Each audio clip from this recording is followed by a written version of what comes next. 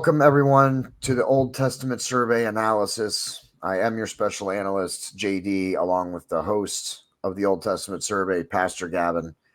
Pastor Gavin, welcome back. We just talked. You just talked Thank about you. Proverbs. Yes. Yeah. Proverbs, of course, was written by King Solomon.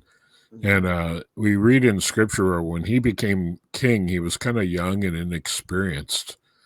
And the Lord appeared to him and said, Solomon, I'm going to let you ask me whatever you want. And Solomon asked God to give him wisdom. And the Lord was pleased with that. And the Lord said, you could have asked for power or wealth, or riches. But you asked for wisdom so that you could judge my people and do a good job at it. So I'm going to give you that wisdom, and I'm also going to give you riches and wealth and all that. So Solomon was very rich, very wealthy, but really wise. So it's really a cool thing that we can study some of the things that this ancient wise king wrote down. And these were all written before he kind of went the wrong direction later on in life. And we'll have to do a special episode on the Boiling Point podcast about King Solomon, about his whole life or something like that. I think that would be a cool episode to do. Yeah. So now with Proverbs, I was just talking to Pastor Gavin in between him shooting this and the after show.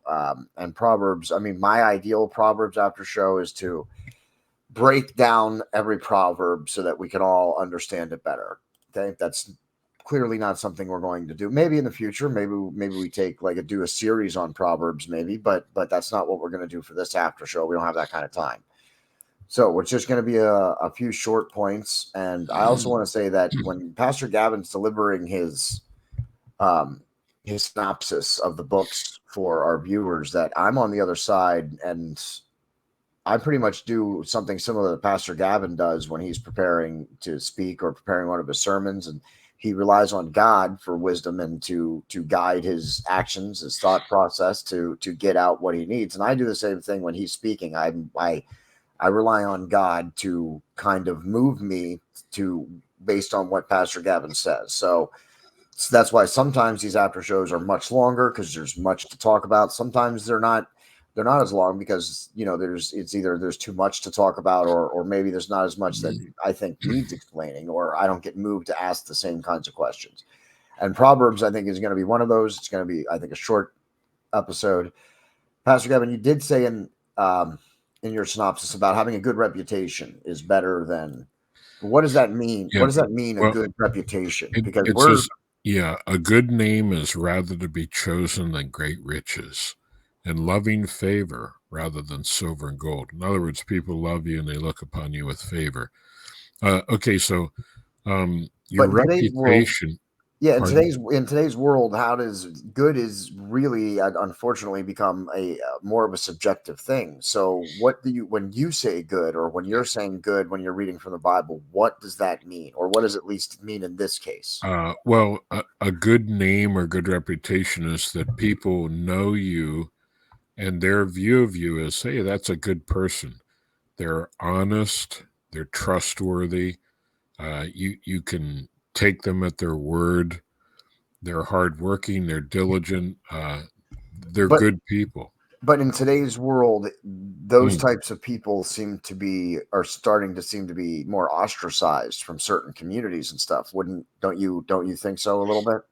Well, maybe in like in the social media world or the mainstream media, but in the every general daily life of the average person, we earn a reputation. So we can earn a bad reputation and a bad name if we're lying and we're rotten to people, and nobody can trust us because we show that we can't be trusted, and we're lazy and slothful. And when people look at it, they're disgusted because our characters we don't do what's good, and all we think about is ourselves. We're selfish, self-centered, and so we earn a good name by being honest and trustworthy and kind and gracious and a good person.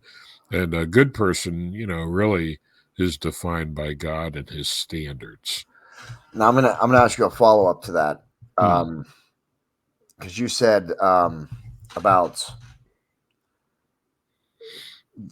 you said like maybe on social media and stuff that the communities are a little bit different, but you still believe that in the everyday world, that in the regular community, that people still carry those values, that people still carry those values and care about those values. Yeah, whether somebody's a total heathen or not, they appreciate if people that they know and hang out with are honest. And Like, you still y- believe that today, even in yeah, today's yeah, world? I think that's true. Even people that are wicked and godless, they'd still rather have friends they could trust than friends they can't trust. I would Uh, also agree with you, Pastor, on that yeah, point. I mean, there is a rejection of a lot of biblical values in our day and age. Yeah. And there may have been, like, in previous decades, there may have been things that would have really hurt somebody's reputation in the community that maybe today they wouldn't, because our moral standards have slid downward and away from the scriptures. So how do Well, we? that So might how, be what you're getting at. I think so. What do Yeah, we do? What do we do then? How do we, like you said, you define good, and I think like you said, I think most people would agree with everything you defined as yeah. to be good, and that God defines to be good. So Mhm. I think most people would agree with you there. But you know what? Yeah, let's just let that point rest on Okay. that, because we could go Yeah. off on a 30-minute tangent there. And yeah, Yeah, so I just say that, hey, we just have to live our lives according to biblical standards and let the chips fall where they may. If people so like us because of it, great. If people hate us because of it, there will always be some people that love you, some people that like you, some people that don't like you, and some people that hate you. It'll always be that way. yes, it will. That was true of Jesus. Some people loved him, some people liked him, some people didn't like him, and some people hated him and wanted to nail him to the cross. So Yeah. it's yeah. So we just have to do what's right in God's eyes. We find that in the Bible, and let the chips fall where they may. So when you talk about having a good reputation, Yeah. it is, but it really means the word good. It's not a good Mm. reputation in the eyes of the community. It's really having Right. what is defined as a good reputation. Yeah. Well, see, the book of Proverbs was written, within a Jewish context. So, like, the Jewish people, they honored, God as the true God and his moral standards for the way that they lived. So, they would know what good is. And so that's, what they would consider a good name or a good reputation. That would be very valuable and something that the idea is we should try to live in such a way that we earn that respect. We earn that good name because we're responsible, honest, trustworthy, kind, and the kind of people that everybody should strive to be like. Yeah. You know, And I would say, don't let people tear you down. yeah, Stay living a godly life, because you're going to, as soon as you start doing that, you will face challenges, you will face temptations. It will yeah, happen. yeah, yeah, Okay, so now the last point that I want to talk about was one of the specific proverbs. You said, and I'll let you go over what the exact quote was, but you said, conquering your soul is better than conquering a city. yeah, yeah. He that is slow to anger is better than the mighty, and he that ruleth his spirit than he that taketh the city. So So ruling your spirit, self-control, yeah, controlling so your emotions. Yeah. so why can't I conquer my soul and take a city? You could. Those two things aren't exclusive. Okay, Like, they're not exclusionary. yeah, yeah, gotcha. Like, he's not saying, "Hey, if you conquer your spirit and control yourself, you can't take a city." I'd say the person that's in the military and is able to take a city is probably one who's already conquered his spirit. Yeah, He probably has discipline, yeah, because I it would takes agree. discipline Oops. and gumption to achieve that military objective. Yeah. Uh, Um, but he's just saying, people look at somebody that's, a mighty warrior that they conquer a city, and they think, wow, that's great. But Solomon is saying, hey, more important than that is to conquer yourself, like to have self-control and control your temper. Uh, yeah. I mean, there are a lot self-control in general is what he means by ruling our spirit. yeah. And in the New Testament, we find that uh, temperance or self-control is a fruit of the spirit. And you're not just talking about self control when it comes to anger, though. I mean, you're talking Right. about all kinds of self Yep. control because Yeah. it's not just anger. You know what I mean? There's other indulgences and other sinning too that you can become Right. comfortable with. Yep. Like sexual sin. We need to control ourselves there, and we need to control our tongue. Yeah, Like, that's the big. you ever say something you shouldn't have said, and you thought, "Oh That's man, why did I say that?" Yeah, that's the thing that actually I was going to bring up, and not just that, like where you say something maybe you shouldn't have said, but like taking the Lord's name in vain, especially in today's media world.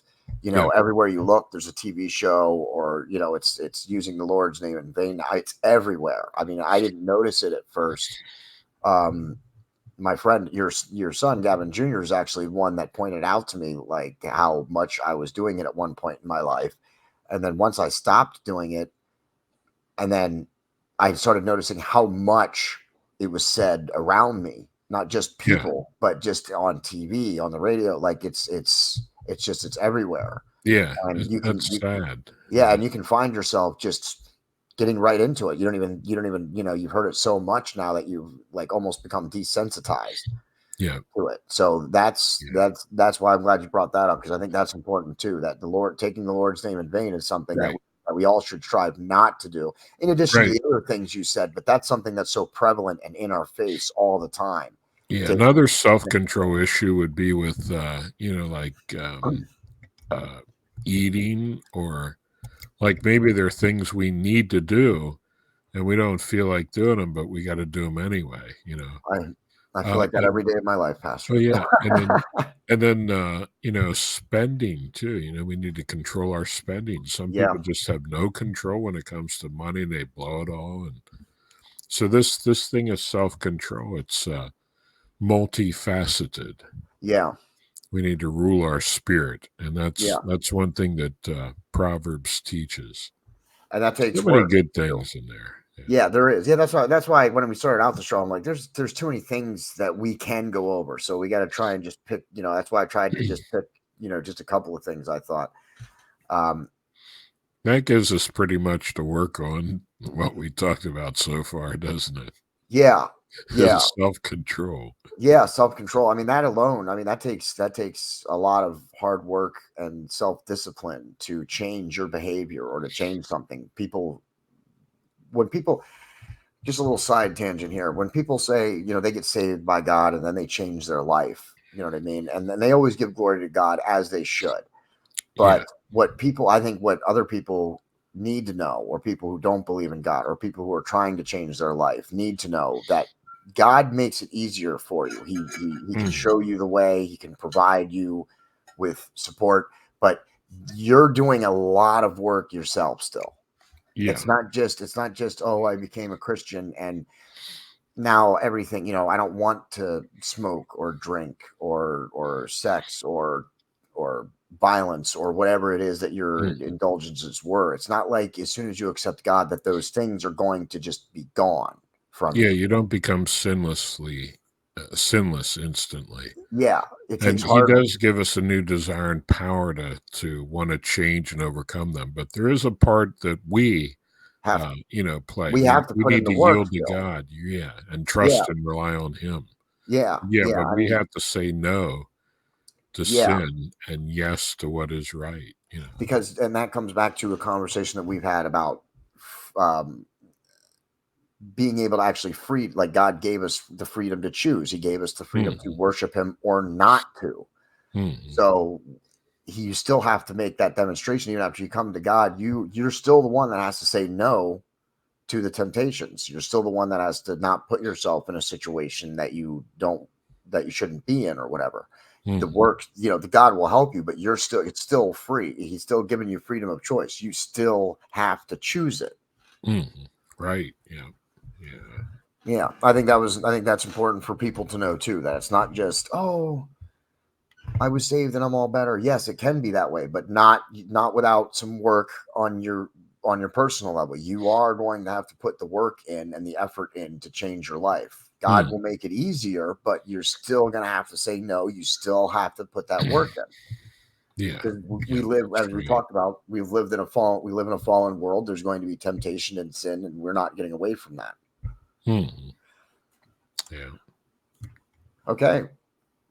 Well, I think that's going to conclude this episode of our after show of the Old Testament survey analysis, the book of Proverbs. Pastor Gavin, what do we have coming up next?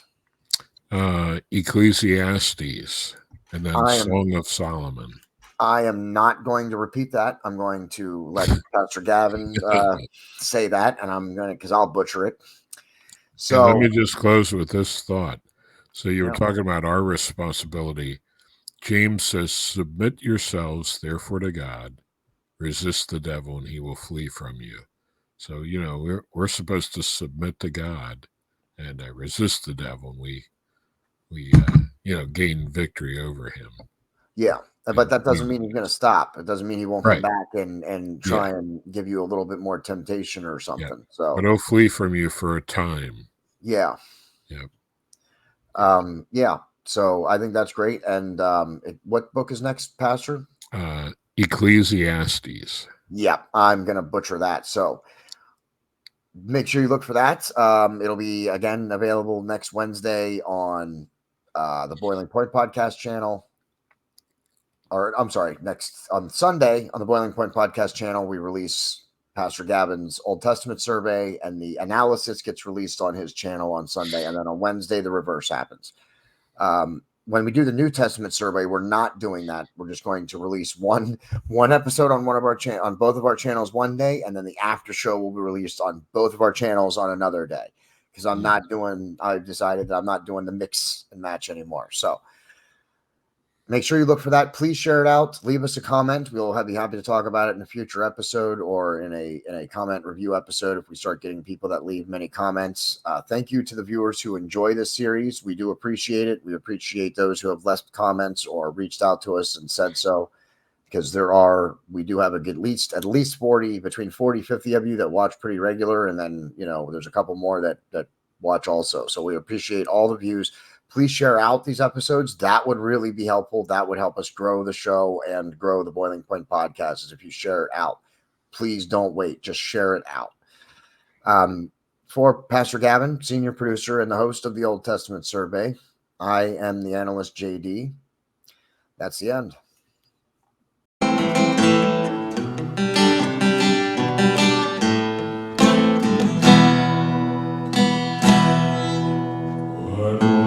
Love is this, oh my soul,